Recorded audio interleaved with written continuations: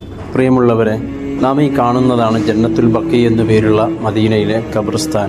നബി സല്ലല്ലാഹു അലൈഹി വസല്ലമ തങ്ങളുടെ കരളിൻ്റെ കഷ്ണമായ ഫാത്തിമ റളിയല്ലാഹു അൻഹ അടക്കം മഹത്തുക്കളായ വലിയ സ്വഹാബികളും അഹ്ലുബൈത്തും അടങ്ങുന്ന പ്രഗത്ഭരായ ആളുകളെ മറവ് ചെയ്യപ്പെട്ട ഖബർസ്ഥാനാണ് ജന്നത്തുൽ ബഖീ നാം ഇപ്പോൾ കണ്ടുകൊണ്ടിരിക്കുന്ന ഖബർസ്ഥാൻ. നബി സല്ലല്ലാഹു അലൈഹി വസല്ലമ തങ്ങൾ തന്നെ പറയുന്നുണ്ട്, ആരെങ്കിലും മദീനയിൽ വെച്ച് മരിക്കാൻ ആഗ്രഹിക്കുന്നുണ്ടെങ്കിൽ അത് മദീനയിൽ വെച്ച് തന്നെ ആവുക. കാരണം മദീനയിലെ ആളുകൾക്ക്, മദീനയിൽ വെച്ച് മരണപ്പെട്ട് ജന്നത്തുൽ ബഖീയിൽ മറവ് ചെയ്യപ്പെടുന്ന ആളുകൾക്ക് ഞാൻ ശുപാർശ ചെയ്യുമെന്ന് തങ്ങൾ പറയുന്നതായി കാണാം. മഹദിയായ ആയിഷ റളിയല്ലാഹു അൻഹ തന്നെ പറയുന്നുണ്ട്, നബി സല്ലല്ലാഹു അലൈഹി വസല്ലമ തങ്ങൾ എൻ്റെ അടുക്കൽ രാത്രി നിൽക്കുന്ന സമയത്ത് തങ്ങൾ അത്താഴ സമയത്ത് എഴുന്നേറ്റുകൊണ്ട് ജന്നത്തുൽ ബഖീയിലേക്ക് സിയാറത്തിന് വേണ്ടി പോവുകയാണ്.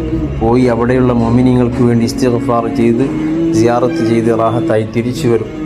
നബി സല്ലല്ലാഹു അലൈഹി വസല്ലമ തങ്ങളുടെ ഈ ഒരു സൽപ്രവൃത്തിയിലൂടെ നാം മനസ്സിലാക്കുന്നത് അവിടുത്തെ ആ ജന്നത്തുൽ ബഖീന്റെ മഹത്വമാണ്.